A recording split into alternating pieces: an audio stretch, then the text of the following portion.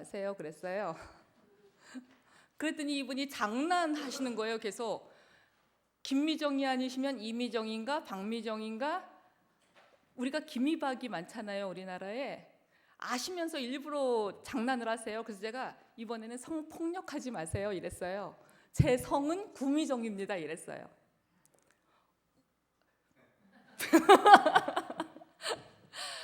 그 요즘 친구들은 성을 바꿔 부르면 성희롱이라 그래요. 장난하느라고. 사실은 이런 강의, 특히나 우리에게 하나님이 나누어 주신, 하나님이 갖고 계셨던 신적인 품성 가운데 가장 중요한 부분 중에 하나는 자유이기 때문에, 의무자가 들어가면 인간은 다 싫어합니다. 대학에 들어왔는데 기독교 대학이니까 의무적으로 기독교가 막 들어라, 의무적으로 채플 들어와라. 그럼 애들 다 후드티 눌러쓰고 귀에 이어폰 꽂고 이러고 있습니다. 근데 지금 양성평등 의무교육 있다고 하시는데도 이렇게 자발적으로 와주신 이 한 가지만 놓고도 제가 강의할 건 아무것도 없습니다. 굉장히 큰 에너지십니다. 여기 이미 오신 분들께 제가 뭘 또 이래라 저래라 하겠습니까? 그래서 제가 사실은 성희롱 이랬을 때 성 바꿔 부르는 거, 그 다음에 지난주일에 동광교회에서, 대치동에 있는 동광교회에서 설교 세미나가 있었는데요. 클레어몬트에서 예배학 가르치는 김남중 교수하고 저하고 설교에 대해서 강의를 했어요. 그분은 감동 있는 예배에서의 설교라는 제목이었고, 저는 설교를 어떻게 하면 교인들에게 글쓰기로, 제가 책을 많이 썼으니까요. 그렇게 해서 설교 글쓰기라는 강의를 했거든요. 근데 이게 목요일이었단 말이에요. 그래서 식사를 평일에 교회가 외부 업체에서 주문하지 않고 신도들이 외부에서 이렇게 목사들, 전도사들 왔다고 교회 주방에서 식사 대접하기가 쉽지 않아요. 그런데 그 교회 세상에 젊은 분이, 집사님이 거의 뭐 한 30대, 40대처럼 젊은 분들이 봉사를 하시는 거예요. 그래서 제가 예뻐라, 제가 이랬어요. 저는 여자가 그러면 괜찮은 줄 알았어요. 그랬더니 옆에 계시는 그 기장에 좀 연배가 있으신 여자 목사님께서 저한테 말실수했대요. 여자가 여자한테도 예쁘다 그러면 안 된대요. 근데 그러시면서 혹시 그러면 오해할 수 있다는 거예요. 그 동성애로. 그래서 제가 생각해봤어요. 제가 보통은 학교에서는 남학생들한테는 안 그래요. 오해할 수 있겠죠, 남학생들은. 근데 여학생들은 어머 너 립스틱 그거 이쁘다, 야 어느 브랜드냐, 나도 좀 하고 싶어, 이런 말 제가 진짜 했거든요 사실은. 그리고 여자들 무슨 얘기할 때 뭐 이렇게 터치도 하고 막 웃길 때 이렇게 권사님들 만나면 제가 막 팔짱도 끼고 이랬거든요. 야, 이렇게 평일에 목요일에 교회 와서 봉사하셔서 어머 집사님 너무 이뻐요 이랬던 것도 성희롱이라 그러면 진짜 되게 삭막하겠다. 여자가 여자한테 이러는 것도 눈치 봐야 되면 남자분들은 지금 다 잠재적인 가해자로 한국 사회에서 너무 힘들겠다, 이거를 경험했어요. 그래서 제가 오늘 사실은 강의 오면서 고민을 굉장히 많이 했어요. 아니 이미 잠재적 가해자인 분들은 여기 굳이 와서 교육받지 않아요. 감옥 가 있지, 미투 운동 걸리고. 근데 이미 다 아실 법한 분들 앞에서 제가 뭘 아주 강론으로 이런 표현은 걸려요, 뭐가 어때요, 이런 게 여러분들의 시간을 빼앗는 것 같은 거예요. 제가 목요일에 그분께 어머 이뻐라, 아우 이뻐요 집사님이라고 말했을 때 저의 이쁨은 외모를 이야기한 게 아니었어요. 평일인데, 주일도 아닌데, 순서도 아니셨을 텐데 오셔갖고 우리 밥을 해주셔갖고 그 섬김이, 그 마음이 너무 이뻐요, 이 말 하려고 그랬던 것 같아요. 근데 그게 이제 중간 생략하고 아우 예뻐라 이렇게 되면 오해가 될 것 같기는 해요. 그래서 제가 이런 건 앞으로 나도 좀 조심해야 되겠다, 이 생각은 했습니다. 그리고 우리 헌 목사님께서 이런 교육이 있는데 무슨 강의 할 거냐 그래서 제가 똑같이 이야기했어요. 그냥 예수님께 어떻게 살아야 영생 얻어요? 그랬을 때 예수님이 자 1번, 2번, 3번, 4번 이렇게 안 하셨거든요. 유대인들은 613가지 다 지켜야 돼요. 그 중에 하라가 248개 하지 마라가 365개잖아요. 그거 외울 수도 없어요. 613가지를. 그런데 예수님은 어떻게 해야 영생을 얻죠? 라고 물어봤을 때 뭐 주일 성수 뭐가 어떻고 못하고 어떻고 뭐 하나도 안 하시고 큰 그림을 보여주셨어요. 서로 사랑하면 되지 뭐. 하나님 사랑하고 그 사랑으로 자기 사랑하고 내가 나를 사랑하는 만큼 이웃도 사랑하고 이 세 가지 사랑이 돌고 돌면 그게 하나님 나라지 뭐. 이미 영원히 사는 거네? 예수님 그냥 그러셨어요. 근데 공자도 무슨 이야기를 했냐면 제자들이 공자님이 실컷 인이 어떻고 뭐가 어떻고 이야기를 했는데 뭘 강론을 물어봤나 봐요. 짜잘한 문제를. 그랬더니 공자가 이렇게 이야기했어요. 내가 기껏 진리를 이야기했는데 선생이 진리의 한 끝을 들어 설명을 했으면 나머지 세 끝을 유추할 수 있는 능력도 있어야 제자지. 진리의 한 끝을 다 설명했는데도 요건 뭐예요? 저건 뭐예요? 저건 뭐예요? 내가 평생 사냐? 쫓아다니면서 다 가르치게? 이러셨어요. 그래서 저는 기독교인들이 예수님이 가르쳐주신 본질, 삶의 본질, 사랑 그 한 가지만 제대로 알면 나머지는 부수적이겠다 이 생각이 들어요. 그리고 나머지는 이런 거 아시죠? 커뮤니케이션 연구하는 분들이 인간의 소통 이론에서 인간은 100가지 소통을 한다면 그 중에 30%만 말로 한대요. 그 말 무슨 뜻인지 아시죠? 자, 부인하고 실컷 이야기합니다. 남편이 막 싸웁니다. 그랬더니 부인이 알았어 이랬어요. 그러더니 부엌에 가더니 그릇을 계속 쿵쾅거려요. 애들도 엄마랑 싸울 때 알았어 그러고 문을 쾅 닫고 들어가요. 얘는 문을 쾅 닫는 행위를 통해서 또 다른 말을 한 거예요. 그 말은 뭐냐면 알아듣지 않은 거예요. 지금 엄마니까 그냥 봐준 거예요. 인간은 수많은 생각과 감정과 느낌과 지향과 가치와 이 모든 거를 다 언어로 표현하지 않아요. 때로는 표정에 담고요. 때로는 몸짓에 담고요. 때로는 읽혀지지 않을 수도 있어요. 내가 무슨 말 하는지 나도 모를 때도 있어요. 그래서 그저 인간과 인간 사이에 언어로나 뭐 어떤 몸짓으로나 뭐가 어떻게 걸리고 뭐 이런 것들에 대해서는 본인이 조금 더 그냥 민감하면 되지 않을까 이런 생각이 들어서요. 저는 오늘 오면서 여러분들하고 사랑 이야기나 해야 되겠다 이 생각했습니다. 괜찮으신가요? 만약에 여러분들이 이런 표현은 성희롱에 걸리나요? 이런 거 물어보시면 여성가족부에서 강사 보내달라 그러시면 돼요. 그 그림을 제가 어떻게 넘길 수 있을까요? 예. 그러면 그림을 좀 보죠, 뭐. 예. 제가 그래서 같이 정한 큰 그림의 제목은 더불어서 잘 살기 요 정도로 한번 정해봤습니다. 그림 보겠습니다. 성경 구절 나오네요. 성경책에서요. 하나님이 가르쳐주신 우리에게 나눠주신 이렇게 사는 게 가장 아름다운 삶이다라고 보여주신 오늘 우리의 강의와 연결되는 가장 중요한 몇 가지 본문. 다른 부분들에는 여성 차별적이고 뭐 이런 거 많아요. 그래서 여성 안 주는 교단들도 있잖아요. 그 딸을 낳으면 80일 부정하고 아들 낳으면 40일 부정하고 뭐 정결 예식도 그렇게 하고 이러잖아요.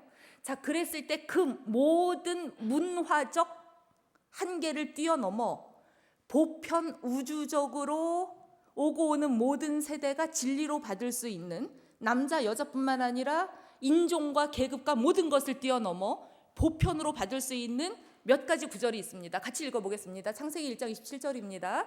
하나님이 당신의 형상대로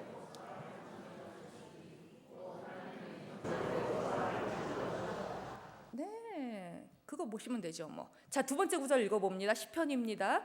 시작. 그 얼마나 아름답고 즐거운가, 형제 자매가 어울려서 함께 사는 모습. 제가 일부러 표준 세번역 쉬운 글도 갖고 왔습니다. 세 번째입니다. 갈라디아서입니다. 유대 사람이나 그리스 사람이나 종이나 자유인이나 남자나 여자나 차별이 없습니다. 그것은 여러분이 그리스도 예수 안에서 다 하나이기 때문입니다. 네, 이런 본문이에요. 자, 창세기 본문이 쓰여졌을 시절은요, 사람은 누가 사람이냐면, 누가 신의 형상이냐면 왕족 귀족만입니다. 나머지는 그냥 사람이 아니라고 보시면 돼요. 개, 돼지. 여러분, 인류에서 모든 헌법의 기초가 함무라비 법전이라 그래요. 함무라비 법전. 그래서 구약 전공하는 분들이 출애굽기에 나오는 계약 법전도 함무라비의 영향을 받았다 이렇게 얘기해요. 눈에는 눈, 이에는 눈, 이에는 이. 근데 한 가지 우리가 알아야 됩니다. 함무라비 법전은 주어가 등장합니다. 함무라비 법전은 모든 문장마다 어떻게 시작하냐면 만약 귀족 남자가 이렇게 시작합니다. 만약 귀족 남자가 상대 귀족 남자를 치거든, 만약 귀족 남자가 평민을 치거든, 만약 귀족 남자가 상대 귀족 남자의 여자를 쳤는데 애가 떨어지거든, 이런 식이에요. 인간이라 그러면 그저 사람 대접받는다 그러면 그저 왕족 귀족이던 시대에 하나님께서 모든 남자와 여자를, 그것도 이집트 제국에 노예살이하는 그 개돼지만도 못했던 그런 취급받던 사람들을 하나님의 선민으로 삼아주셨다고 하는, 이게 성서의 반전이고 기적입니다. 우리가 읽은 갈라디아서 상황도 그렇습니다. 로마가 다스리던 수많은 그 지중해 넓은 세계에는요, 에클레시아가 수없이 많았습니다. 에클레시아는 순우리말로 번역하면 모임이에요. 여러분도 모임 많으시잖아요. 백화점 문화센터에서도 뭐 하죠, 대학에서도 인문학 글쓰기 하죠, 카페에서도 뭐 하죠. 모임들 굉장히 많아요. 에클레시아는 모임이에요. 그런데 어떤 사람들은 이 모임 가니까 정치 성토하거든요. 저 모임 가니까 로마 황제께서 이번에 뭐 하셨다 이런 얘기만 하거든요. 근데 어떤 모임을 나갔더니 2명이 들어왔는데 노예를 상석에 앉히고 귀족을 말단에 앉히네. 이게 뭐지? 헷갈리는 거예요. 여자가 감히 말을 하네? 이 모임에서는. 여러분, 이 에클레시아가 세상을 바꾼 겁니다. 하나님의 에클레시아라 불렀던 교회인 거죠. 그래서 교회의 출발은 당대에 있었던 수많은 그렇고 그런 모임들에서 있지 않았던 초월, 기존 질서에서는 이래야 된다 저래야 된다 이런 게 너무 많았는데 그것을 뛰어넘어 형제 자매가 하나님의 형상으로 서로를 존귀히 여기고 어울려 함께 지내니 얼마나 아름다운가, 이걸 보여준 것이 기독교의 반전이고 세상의 희망이었습니다. 근데 이제 인간 현실은 그게 아닌 거죠. 그래서 아까 넘어간 그림을 좀 보겠습니다. 이 그림은 아드리안 판데르 베르프라고 하는 사람이 17세기에 그린 그림이네요. 네덜란드 사람인데요. 아브라함에게 하가를 내어주는 사라이래요. 제목이 이상하죠. 아브라함이 하가를 취하다 뭐 이렇게 안 하는 거예요. 아브라함에게 하가를 내어주는 사라, 이렇습니다. 이 그림 굉장히 재밌어요. 첫째, 이때 아브라함은 나이가 많거든요. 근데 이상하게 렘브란트 같은 화가는 개신교 화가라 철저하게 예수님도 그렇고 몸을 인간적으로 그려요. 인간적인 몸이라고 하는 건 내가 내 몸을 보면 됩니다. 근데 영웅적인 몸이라고 하는 건 성화에 등장하는 이런 몸이에요.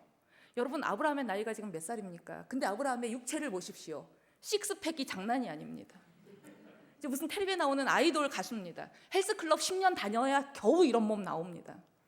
자, 육체가 굉장히 좋은 아브라함이 사라를 보고 있어요. 사라가 아브라함한테 하가를 지금 들여보내잖아요. 아브라함이 한 손으로 안 된다, 아니다라고 저항을 하는데 왼손은 이미 하갈의 어깨 위에 올라가 있어요. 그래서 이 그림은 머리로는 아는데 이게 육신이 약하여, 이제 이거를 잘 보여주는데요. 여러분, 우리는 신라권에서 살아요. 에덴이라는 말은 딴 거 없습니다. 에덴은 연락, 기쁨 이런 뜻이에요. 사라는 어느 때부터 자기 삶에서 연락, 기쁨 빠져나갔을까요? 하나님께서 분명히 자손도 모래알보다 더 많게 주신다 그러고 땅도 주신다 그랬고, 근데 이게 안 이루어지는 거예요. 게다가 월경까지 끊어졌어요. 이제 내 삶에 기적이 일어날 확률은 거의 없어요. 그럴 때 남편이, 고대 사회에서는 장막살이를 합니다. 남자의 장막, 아내의 장막이 따로 있습니다. 노예의 장막, 몸종의 장막이요. 근데 어느 순간부터 아브라함이 사라의 장막에 들어오지 않는 거예요. 그러니까 사라가 불안해져요. 그래서 아브라함에게 이야기합니다. 여보, 하나님의 약속이 더디니까 이집트에서 우리가 데리고 온 젊은 하갈, 저 여자를 통해서 자식을 좀 보면 어떨까요? 이랬을 때 아브라함이 할 수 있는 믿음의 조상으로서의 태도가 있습니다. 이랬으면 이 집은 금방 에덴을 회복합니다. 어떻게 하면 될까요? 여보, 하나님의 약속을 믿고 조금만 기다립시다. 내가 당신을 사랑합니다. 오늘부터 장막에 열심히 들어가겠습니다. 네. 여보, 완경이 뭐 중요한가요? 여자는 뭐 젊고 이래야 되나요? 나무가 가장 아름다운 건 봄이 아니랍니다. 그거 아시죠? 여러분, 지금 나무가요 가장 아름다워요. 지금 이 시즌이.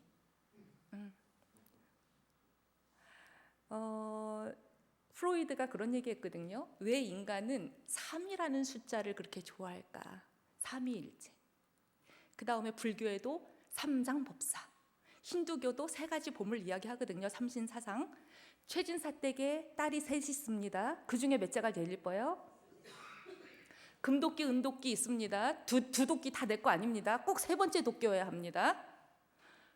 가위바위보를 합니다. 첫 번째 가위바위보 했습니다. 그럼 상대방이 꼭 그럽니다. 이거는 연습이야. 우리 민족은 꼭 3번을 하는데요. 앞에 또 강조를 합니다. 3자를 또 하나 붙입니다. 3번. 프로이드가 3이라는 숫자는 인생의 중년, 노년 때 하는 결정이라 그렇대요. 봄에는 첫 번 결정이에요. 실수 많이 해요.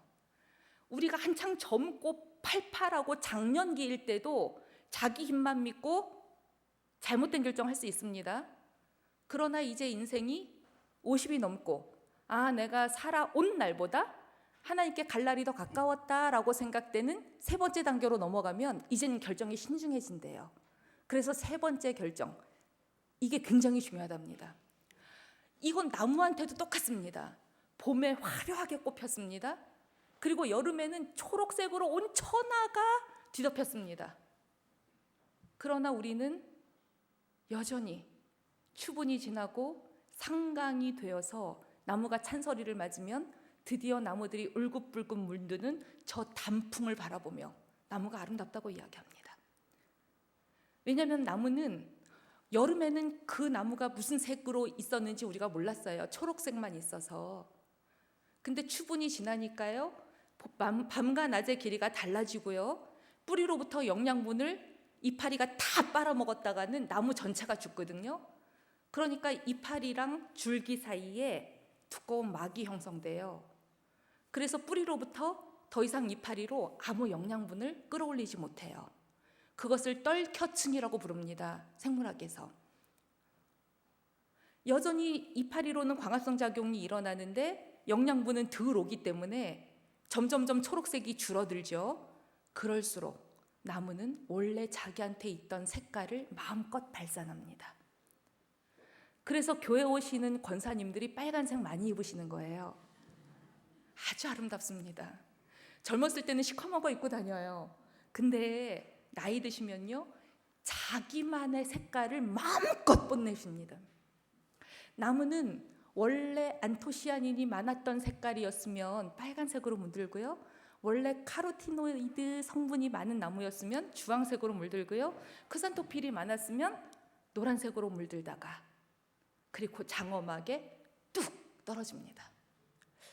그래서 저는 이 계절에 단풍을 보러 갈 때 단풍 놀이 간다 안 그랬으면 좋겠어요. 그건 굉장히 인간이 오만한 짓입니다.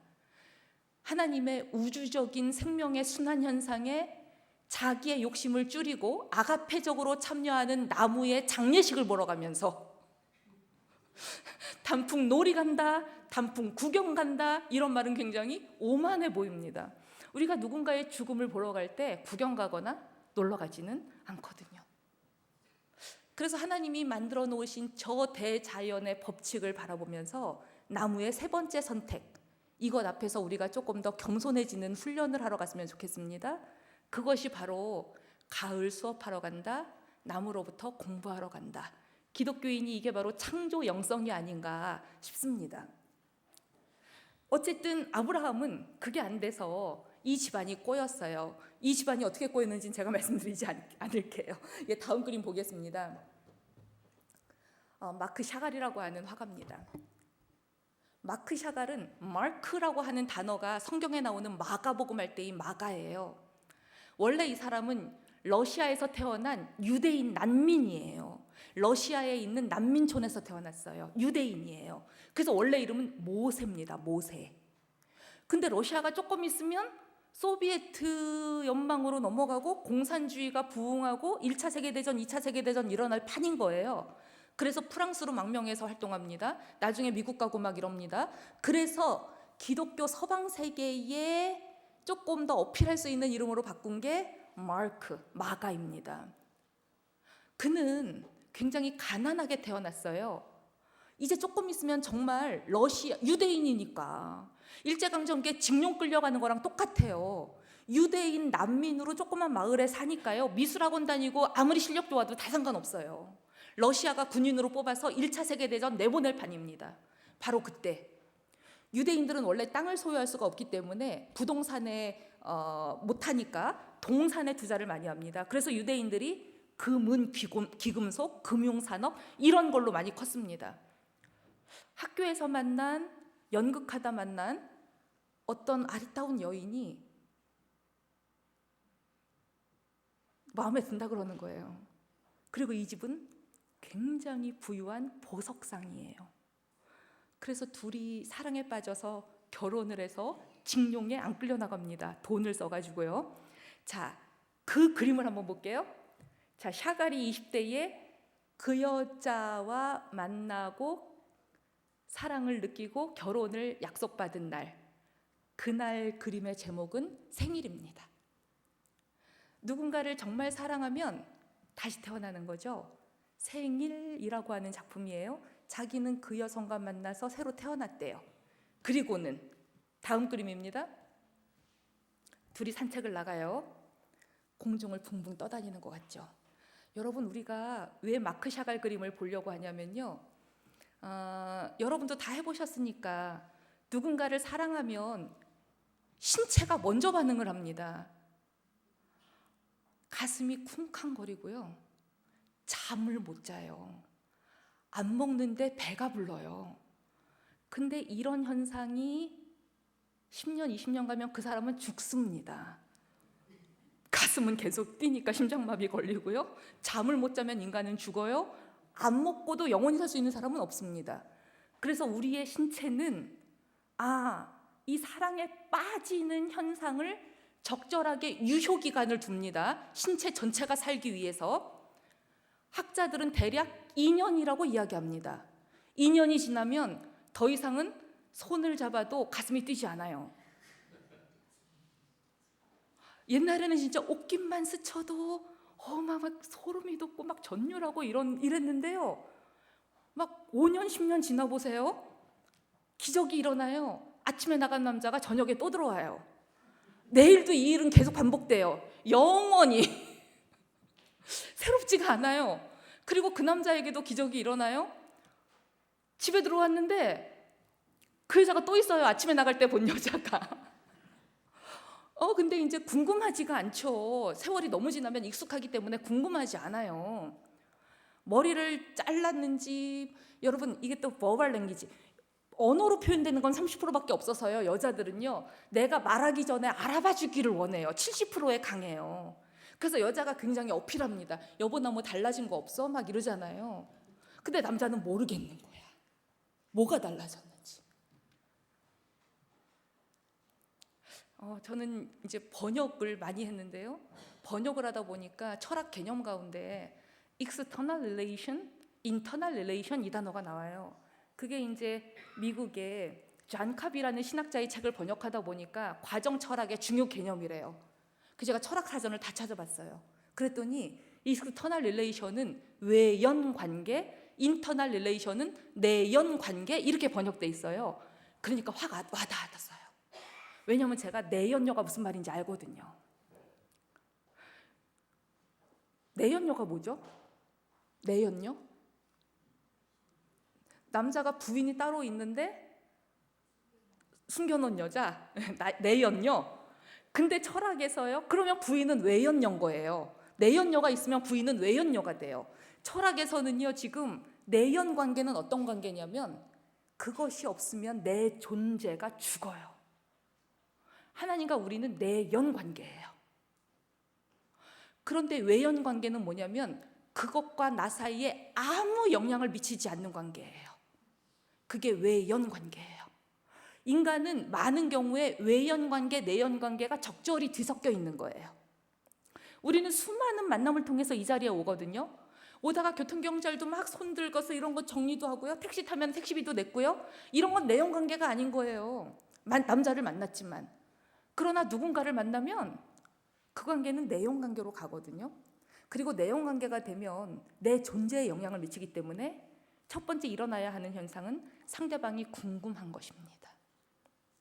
그래서 남자들은 내연녀에게는 아주 기가 막히게 알아요.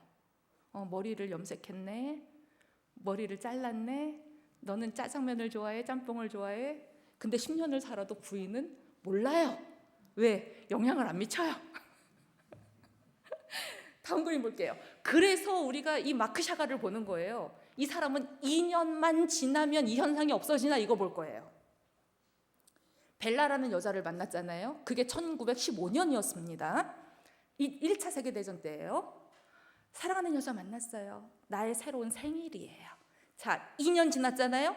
그 여자랑만 산책 가면 나는 하늘을 날아다닌다니까요. 지금 18년에 결혼했습니다. 3년 차에 결혼했어요. 다음 그림 볼게요. 자, 18년 됐습니다. 아직은 3년이니까 이럴 수 있어요. 그대와 함께라면 나는 도시 위도 막 날아다녀 이런 거죠. 다음 그림 볼게요. 와인잔을 든 다화상입니다. 재밌는 그림이에요. 여자가 아래에 있나요? 남자가 위에 있나요? 둘 다네. 뭐 여자가 아래에 있으니까 남자가 위에 있네요. 아니, 아까 산책할 때는 남자가 아래에 있고 여자가 날아다녔잖아요. 결혼을 하고 나니까 부인의 존재가 굉장히 커요. 내가 부인 등 위에 올라가 있는 거야. 부인이 나를 목마로 떠받치고 있어요. 여러분 다음 그림 볼게요. 흰 칼라 달린 옷을 입은 벨라인데요. 요 사이에 이 사람들한테 딸이 태어났어요. 여러분 이 그림에서 마크 샤갈 화가와 딸을 찾아보세요. 이거 완전히 숨은 그림 찾기입니다. 여러분 보이시나 모르겠습니다. 맨 아래 여기 있습니다. 어머, 계단 못 봤어요. 여기 맨 아래 보이셨어요? 아빠가 아기 손잡고 있는 거? 근데 부인이 너무 거인이라 남자가 안 보였죠 지금. 네. 이거는 뭐냐면 자기의 존재와 예술의 모든 에너지가 부인에게 나와요. 이 사람은 부인을 참 사랑해요. 근데 화가들은 어떻게 기적처럼 어제와 오늘이 다를 바 없는 그 여자를 매 순간 다르게 사랑할 수 있을까요? 그 비밀을 우리가 풀어야 됩니다. 다음 그림 보겠습니다. 38년입니다. 이제 세월이 20년이 훌쩍 지났네요. 그들은 결혼한 지 지금 20년 훨씬 넘었습니다. 그런데도 여전히 에펠탑의 신랑 신부. 이때는 세계대전, 2차 세계대전 막 이러니까 히틀러 망명 피하고 이래서 이 사람이 프랑스로 망명했구나. 여러분 프랑스 정부가요, 이 에펠탑의 신랑 신부는 우표로까지 만들어줬잖아요. 마크 샤갈을 사랑했어요. 근데 여전히 샤갈은 에펠탑의 신랑 신부를 그리면서 자기 부부를 그리고 있어요. 다음 그림 보겠습니다. 자, 이때부터 그림이 어두운 색깔이 나옵니다. 샤갈 그림이라고 하는 걸 보려면 샤갈 그림은 초록색이 많아요. 아까도 초록색 많았잖아요. 우리 지금 신사동교회 권사님 합창단이 초록색을 하고 오셨어요. 초록색은요, 우리 지금 생명의 색, 창조절, 초록색 있듯이 초록색은 어린아이도 상징하고요, 생명력, 왕성량, 생명력도 상징하고요. 저 초록의 에너지들 있잖아요. 초록색은 동심이에요. 샤갈의 그림은 계속해서 초록색이 많다가 이때부터 어두워져요. 왜? 부인이 아파요. 그리고 드디어 부인이 세상을 요무르게 떠납니다. 1945년입니다. 우리는 막, 우리 민족은 해방됐을 때. 그래서 이 도시의 영혼이라는 그림, 옆에 나오는 이런 그림들을 보면 부인도 약간 울고 있고 둘이 좀 떨어져 있어요. 왜냐하면 부인이 사망했거든요. 다른 그림 한번 볼게요. 이번에는 살바도로 달리라고 하는 화가가 만든 조각이에요. 서랍이 달린 비너스라는 작품입니다. 우리가 여러분 보시는 왼쪽에 있는 밀로의 비너스는 완벽한 신체 비율로 굉장히 많이 알려져 있어요. 거기다가 살바도로 달리라고 하는 사람은 그냥 여자 몸에 서랍만 담았어요. 저게 무슨 뜻이냐면요, 이 남자도 오로지 한 여자예요. 죽을 때까지. 그런데 한 여자를 사랑해 보니까 내가 다 아는 줄 알았거든요.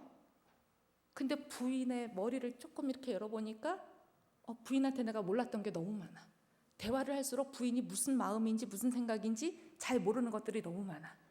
여러분, 칼릴 지브란이 그랬던가요? 여성은 한 권의 책과 같다. 페이지를 넘길 때마다 무슨 내용이 나오는지 알 수 없다.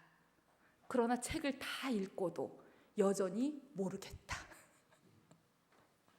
살바도로 달리는 한 여성과 만나서 죽을 때까지 사랑을 하는데 지치지가 않아요. 실증나지 않아요. 실수도 하지 않아요. 내연녀 따로 두지도 않아요. 화가들이 어떻게 이럴 수 있죠? 자, 다른 그림 보겠습니다. 이게 바로 그가 평생 사랑했던 갈라라고 하는 여자입니다. 갈라는 심지어 살바도로 달리보다 10살이 많았어요. 자, 넘기겠습니다. 이것은 여러분도 좋아하시는 렘브란트입니다. 넘길게요. 렘브란트에게도 사랑하는 여자가 있었죠. 한 여자를 사랑하면 이런 현상이 나타납니다. 렘브란트 그림 더 보겠습니다. 넘깁니다. 네. 자, 사스키아라고 하는 여자를 만나기 전과 후가 어떻게 달라지는지, 그림에 어떻게 반영되는지 보세요. 1628년에 그린 삼손과 들릴라.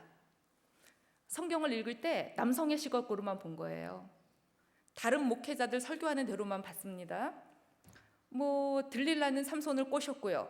삼손은 들릴라 품에 안겨서 저기 블레셋 병사가 오는지도 모르고 있고요.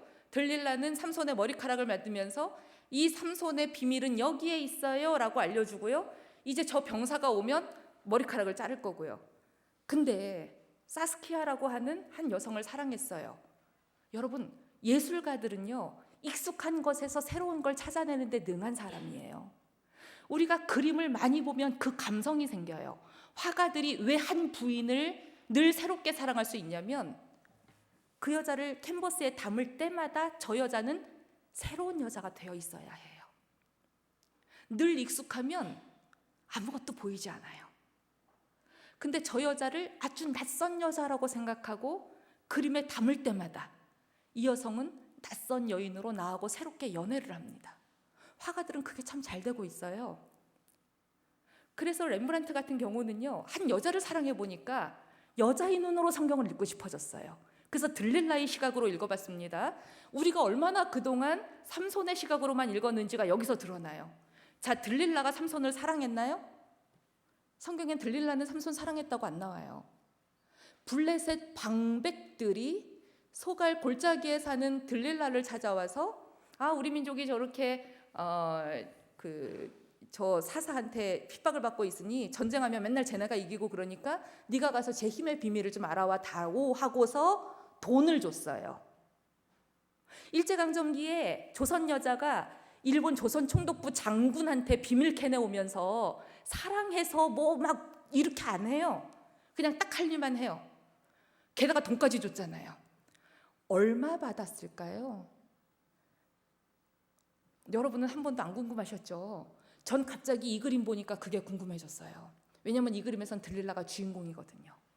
당시 블레셋은요, 방백 여러 명이 다스리는 체제였는데요, 성경에 보니까 요건 나오더라고요. 한 명당 1100세겔씩 줬대요. 당시 유대인들이라면 예루살렘의 성전세, 온 국민의 기본 세금처럼 반세겔을 바칩니다. 동전의 반세겔. 그런데 들릴라에게 한 명당 1100세겔을 줬대요. 그럼 한 명당이면 도대체 몇 명이 돈을 걷었나 이겁니다. 당시 블레셋 체제가 거의 한 5명이 다스렸대죠. 그럼 5,500세겔이에요. 최저 임금 한 1,000만 원, 2,000만 원으로 계산을 해도요, 몇십억 되는 돈입니다. 그 돈 받고 일을 했습니다. 하나님 너무 감사하죠. 왜냐하면 우리한테는 그런 유혹이 올 일은 절대 없습니다. 우리한테 와서 미인계를 써서 몇십억을 줄 테니까 뭐 해라, 그런 유혹이 안 받을 수 있는 것도 얼마나 감사한지 모르겠어요. 자, 그래서 이 그림을 보면 들릴라가 나름 주인공이에요. 다음 그림 보겠습니다. 아르테미시아. 결혼하던 해에 그린 거죠. 아르테미시아는 고대 사회의 유명한 여왕이었습니다. 플로라, 그리스 로마 신화에 나오는 꽃의 여신입니다. 남성분들이 여성에게 왕대접 받고 싶으면 여자를 이렇게 모시면 돼요. 렘브란트는 자기가 결혼한 사스키아를 여왕님으로, 나아가 여신님으로 이렇게 모셨습니다. 정말 사랑했어요. 넘겨볼게요. 그리고는 삼손의 결혼식이라고 하는 그림인데요, 주인공은 삼손이 돼야 되잖아요. 근데 그림의 정중앙에 누가 있습니까? 자기 부인이 있는 거예요. 이 얼굴은 자기 부인입니다. 삼손은 어디 있습니까 지금? 바보같이 이렇게 따르게 하고 있잖아요. 지금 엉뚱하게 이방 여자랑 지금 자기가 나시리니 사랑할 판이에요. 하나님의 정의 이런 거 생각하면 지금 그런데 한눈 팔면 안 되죠. 어쨌든 다음 그림 볼게요. 이 그림 때문에 이제부터 렘브란트 인생은 하얀 곡선입니다. 렘브란트는 사실은 성화로는 돈벌이가 안 됐어요. 카톨릭 화가가 아니라 개신교 화가였기 때문에 교회들이 그림을 안 사가요. 그래서 그저 초상화 그려줬어요. 초상화를 그린다는 건 누구 사진 찍어주면서 알바 뛰는 거예요. 그래서 초상화 작가로는 제법 돈을 벌었거든요. 근데 이 그림은요, 사람들이 돈을 안 냈어요. 왜냐면 이 그림에서 앞에 나온 두 사람은 그래 우리 그려줬으니까 낼만 해요. 야경이라는 작품입니다. 당시 경찰 조직이 제대로 되어 있지 않았을 때 민병대들이 야경꾼을 만들어서 지역을 사수해요. 그래서 렘브란트가 집단 초상화의 대가라고 하니 우리가 각각 돈을 10만 원씩 내서 n분의 1로 내서 우리 얼굴을 그려주면 우리가 이제 당신한테 살해를 하겠다, 이렇게로 제작이 온 거거든요. 근데 이 그림에서 민병대들이 막 출동하려고 하는 작품인데 누구는 저 뒤에 어둠 속에 있잖아요. 그러니까 사진 찍을 때 권사님 뒤로 가세요. 그럼 기분 나쁘잖아요. 얼굴 요만하게 나올 건데. 근데 돈은 똑같이 낸다고 생각해 보세요. 기분 나쁘거든요. 그러니까 뒤에 어둠 속에 있는 사람들이 돈을 안 냈어요. 그리고 더 큰 비난은 야, 야경꾼을 그려달랬는데 너는 왜 이 그림에 네 마누라만 그렸냐 이겁니다. 여기 또 부인 얼굴 있잖아요. 피아노 치는 얼굴, 사스키아입니다. 그리고 이 해에 부인이 죽죠. 그 사이에 부인은 결혼해서 딸을 셋을 내리 낳는데요, 딸들이 줄줄이 죽어요. 그러더니 아들을 마지막으로 낳는데요, 아들이 9개월 만에 부인이 세상을 떠나는 거예요. 렘브란트는 살아생전 내가 사랑했던 모든 사람들을 하나님이 데려간 아주 인간적인 눈으로는 불운한 화가입니다.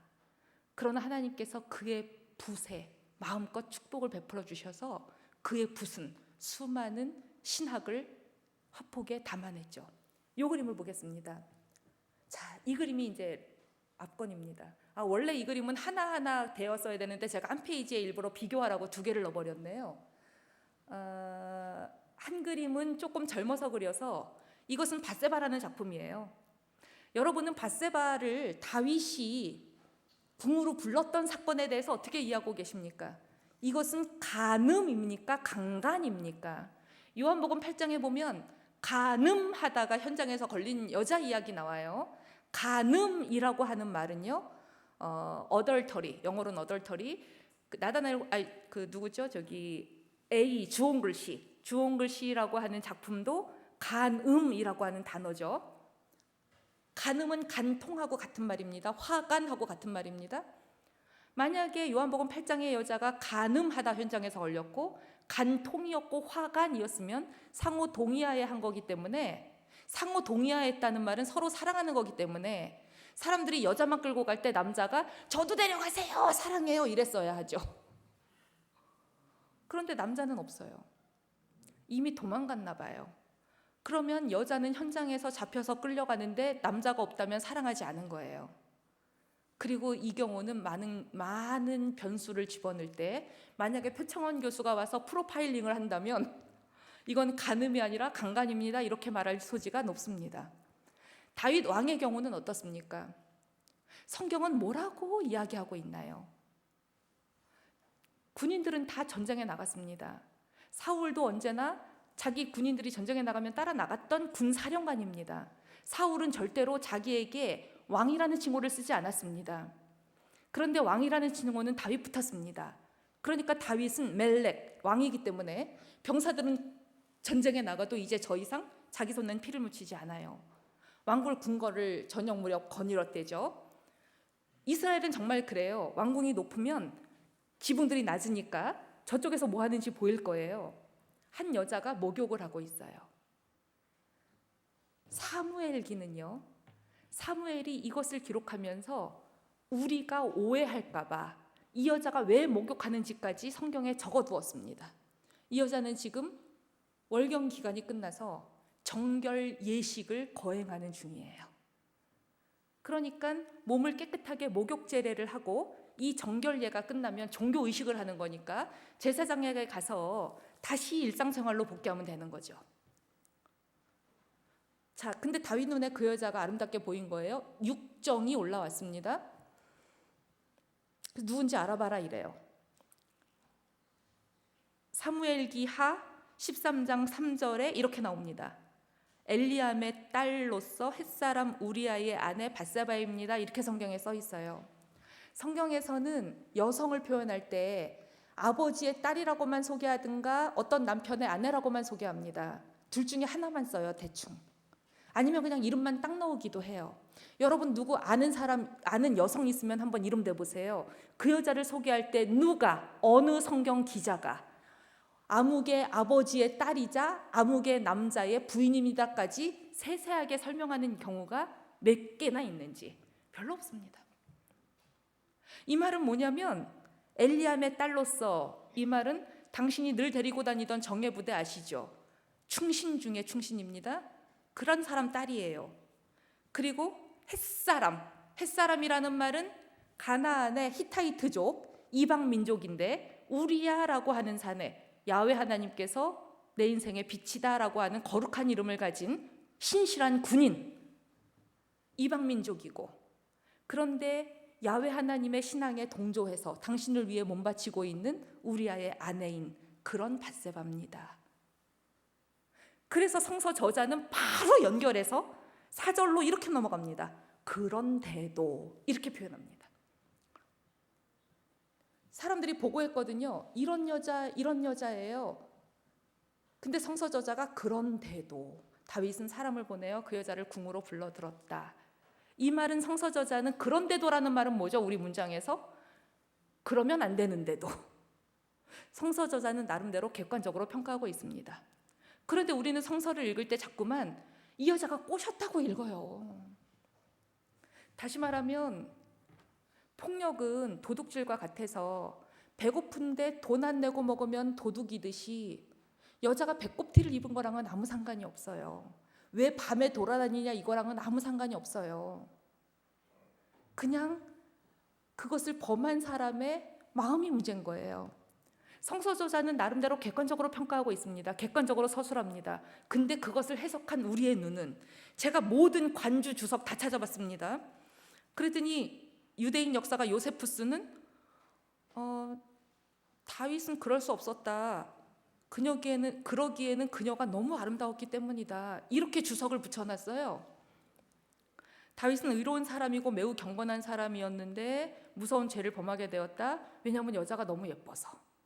이렇게 썼어요. 그 다음에 구약성서학자 라인바흐, 그녀가 목욕을 하면서 왕에게 보이려는 의도가 다분하다. 막 이렇게 주석을 해요. 목사님들이 설교할 때 이런 주석서 읽으면 안 돼요. 우리 기장 목사님들은 제가 지금 하고 있는 팟빵의 우리 동네 성서학당, 거기에 구약을 잘 풀이하고 계시는 기장의 이영재 목사님, 신약의 우진성 박사님, 이런 거 들으시면 건강한 주석이에요. 근데 이상한 주석을 읽으면 설교할 때 이상해집니다. 렘브란트 그림 다시 보자는 거예요. 렘브란트도 젊었을 때는 이런 눈으로 이 여자를 본 거예요. 그래서 이 여자 표정 보세요. 아주 뭐 들떠 있어요. 어머, 왕이 나를 부르네. 내 남편은 고작 군인인데 왕이 부르시면 나는 그래도 후궁까진 되겠네.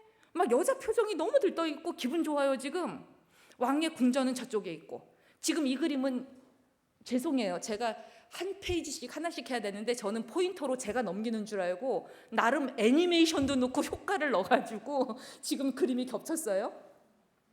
자, 그런데 두 번째 그림은 나중에 여러분들이 찾아보시면 돼요. 다 스마트폰으로 요즘은 렘브란트, 밧세바 써 있으니까요. 그냥 찾아보시면 돼요. 두 번째 그림은요,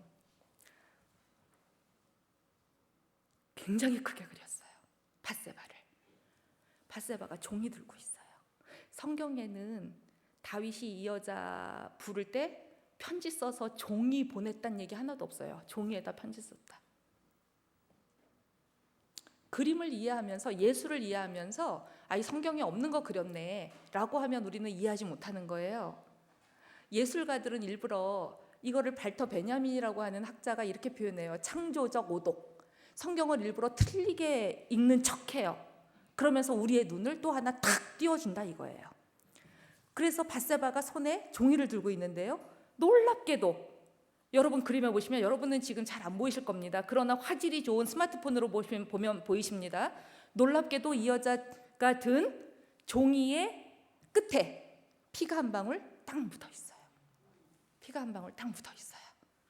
그리고 이 여자의 표정은요, 너무너무 슬퍼요. 만약에 내가 안 간다 그러면 우리 남편이 죽을지 몰라. 그러나 내가 가면 나는 남편을 배신할 수밖에 없는데 왕의 명령을 어떻게 어기지? 온갖 복잡한 심경, 너무나 슬픈 심경. 그래서 미술평론가가 이렇게 이야기해요. 이 세상 모든 누드는 남성의 성욕에 봉사한다. 그러나 렘브란트가 그린 이 밧세바는 이 여성의 벗은 육체를 타고 올라가다가 이 여성의 슬픈 얼굴을 보는 순간 그 여성의 육체를 바라보는 우리의 눈을 부끄럽게 만든다. 그래서 렘브란트는 뒤에 갈수록 이 사건을 공권력에 의한 강간으로 읽어내는 거예요. 이럴 수 있었던 건 그가 한 여성을 사랑하면서 딸의 아버지가 되어보면서 여성의 입장으로 일상을 살아내 보니 그게 보이더라는 거죠. 그림 다시 한번 또 다른 거 보겠습니다. 넘어가겠습니다. 시간이 없습니다. 넘어갑니다. 제가 이제 1, 2분 내에 끝내겠습니다. 넘어갑니다. 요거는 하나만 짚어봅니다. 그 빈센트 반 고흐가 청혼했던 여자예요. 슬픔이라고 하는 제목이 붙어 있습니다. 반 고흐가 헤이그 어디선가 길을 지나가는데 한 5개월 임신한 여자가 서 있고 그 옆에 5살짜리 딸아이가 서서 구걸을 해요. 그리고 이 여자는 임신한 몸으로 싸게 해드릴 테니까 자고 가세요 이래요. 매매춘하고 있는 거죠. 우리는 그런 여자를 보면 어떤 감정이 들까요? 근데 빈센트 반 고흐는 저 5살짜리 아버지도 버린 아이, 저 뱃속에 든 생명, 어떤 남자의 씨인지도 모르는 그 생명, 낙태하지 않고 자기 몸을 팔아서라도 키워내고 있으니 이 여자야말로 성모 마리아가 아니고 누구인가 이러고는 이 여자한테 가서 청혼을 합니다. 우리 집에 와서 사시라고, 나랑 결혼하자고, 이제 몸 팔지 마시라고. 근데 놀랍게도 이 여자는 혼자 온 게 아니죠. 이 여자한테는 부양할 어머니가 있었고요, 여동생이 있었고요, 자기 딸이 있었고요, 뱃속에 아들이 태어납니다. 졸지에 5 식구가 왔는데요. 빈센트 반 고흐는 살아있는 동안에 그림을 달랑 한 점밖에 못 팔은 실패한 화가입니다. 그러니 무슨 돈으로 이 가정을 부양합니까? 그죠? 그러나 반 고흐의 그림에서 우리가 배울 수 있는 건 그가 세상을 바라볼 때 그의 눈은 언제나 거룩했다라는 사실입니다. 또 다른 그림 보겠습니다. 이런 그림도 마찬가지예요. 그저 가난한 사람들인데 그는 가난한 사람들의 감자 먹는 저 풍경에서 어느 5성급 호텔의 진수성찬보다 아름다운 성만찬을 보고 있습니다.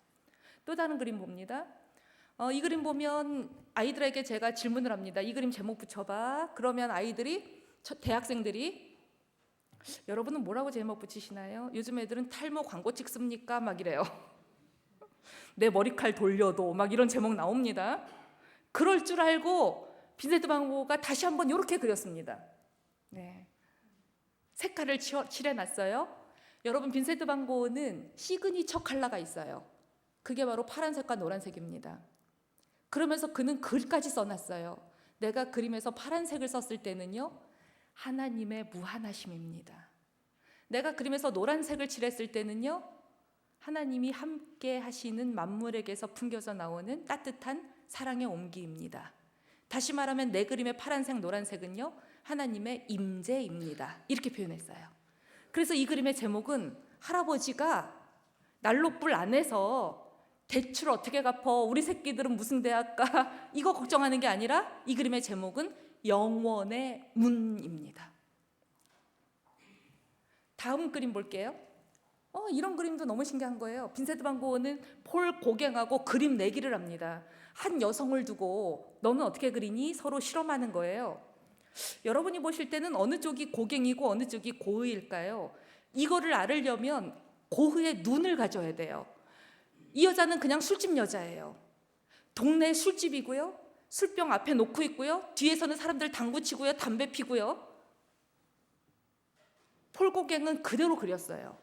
근데 고흐는요, 마을 사람들, 취객들 일일이 수발하면서 저들의 시름 덜어주고 이상한 소리 다 들어주고, 그 여성이야말로 성모가 아닌가 또 이러는 거예요. 그래서 그 여성에게 갑자기 앞에다 책을 쌓아놔요. 이 여성이 지금 성경책 읽겠습니까? 그러나 빈센트 반 고흐는 아르에서 술집을 하던 진우 부인, 그 여성을 아주 고결하고 우아한 성모로 그려줬죠. 반 고흐의 눈은 언제나 이렇습니다. 그래서 다음 그림 넘어갈게요. 넘어갑니다. 해바라기 다 아는 그림이죠. 넘어갈게요. 넘어갑니다. 그는 사실은 우리는 이런 그림들을 따로따로 띄워놓고 있는데요. 반 고흐는 이렇게 붙여놓기를 원했어요. 내가 해바라기를 그렸을 땐 개신교 가정마다 내 그림을 복제해서 집집마다 해바라기 2개를 딱 붙여놓고 가운데 이 아줌마를 놨으면 좋겠어요. 이래요. 이 아주머니는요, 반 고흐에게 동생 편지 배달해주던 우체부의 부인이에요. 네덜란드 사람이라 프랑스에서 살고 있으니까 그냥 난민이라 아무도 식사 대접도 안 하고 놀아주질 않아요. 근데 우체부가 집으로 초대해서 환대해 주는 거예요.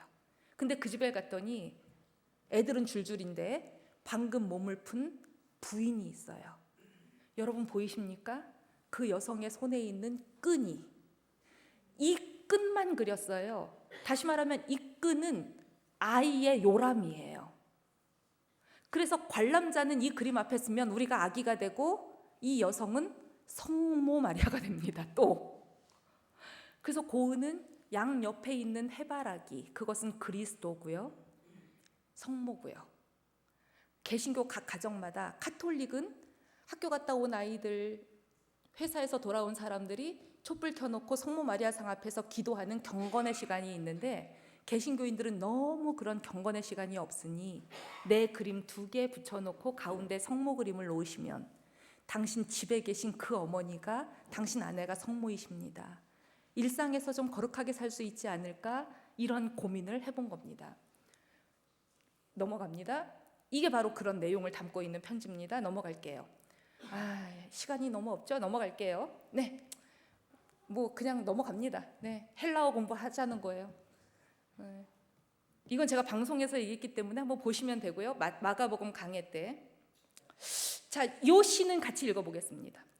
자세히 보아야 예쁘다, 오래 보아야 사랑스럽다, 너도 그렇다. 이 시는 나태주 집사님이 쓰신 시죠. 유명한 시였어요. 방금 넘어갔던 시입니다. 20대 아이들은 이렇게 얘기해요. 재미로. 자세히 보니까 못생겼다. 오래 보니까 질린다. 너만 그렇다 이래요. 그래서 저는 이제 그래서 인문학이 필요해. 아니야, 자세히 보면 예쁘단 말이야. 이제 이러면서 제가 또 하나 소개하는 시가 바로 다음 시입니다. 두 사람이 마주 앉아 밥을 먹는다. 넘어왔군요. 이거 이제 제가 하면은 안 넘겨요. 자, 두 사람이 마주 앉아 밥을 먹는다 다음에 뭐가 나와야 할까요? 라고 제가 질문하려고 그랬어요. 저는요, 빈센트 반 고흐에 눈이 없나 봐요. 남편하고 밥 먹으러 갔을 때 저쪽에서 어느 부부가 사이좋게 막 얘기하면서 두 사람이 마주 앉아 밥을 먹잖아요. 제 마음에 얼른 떠오르는 생각은 불륜인가 봐 이래요. 보통 정상적인 부부들은 말하면서 밥 먹지 않거든요. 그래서 제가 내 눈은 굉장히 쓰레기구나 이 생각을 했어요. 이렇게 아름다운 시를 쓸 수 있다니. 두 사람이 마주 앉아 밥을 먹는다 가로되 사랑이로다. 다음 그림 볼게요. 자, 이런 그림 있습니다. 클릭하시면 그림 뜹니다. 또 그림 하나 또 나옵니다. 그리고 시가 이어집니다. 어린 토끼 주둥이 봐, 개꼬리 봐. 그 다음엔 무슨 문장이 올까요? 아이들하고 이런 놀이 해보면 좋아요. 논술훈련 할 것 하나도 없습니다. 이런 놀이 하면 좋아요. 그럼 아이들이 문장을 만듭니다. 봐서 뭐 요즘 애들은 그러죠. 감동, 감탄, 감사, 새 감이 사라진 시대예요. 시인은 이렇게 고백합니다. 이런 세상에 내가 살고 있다니. 그냥 이렇게 머리가 살짝 말린 거, 이 안에서 신비를 보는 거예요. 어떻게 희한하게 하나님이 이렇게 만드셨지? 저의 불만은 이것입니다. 이런 눈을 가진 시인이 미투에 걸려 들어갔다는 거죠. 그게 고운 시인이에요. 내려갈 때 보았네, 올라갈 때 보지 못한 그 꽃. 얼마나 아름다운 시예요. 그런 영성이, 시심이 있었던 분이 미투에 걸려서, 제가 이제 이 시를 인용할 때마다 이 얘기를 해야 되잖아요. 불행한 일이죠. 자, 강의를 마칩니다. 결론은 그것입니다. 우리의 눈은 누군가를 바라볼 때 하나님의 눈으로 보는가 이겁니다. 그러고 보니 왜 에스겔이 환상을 볼 때 하나님이 그를 보좌까지 끌어올리셨는지 알만합니다.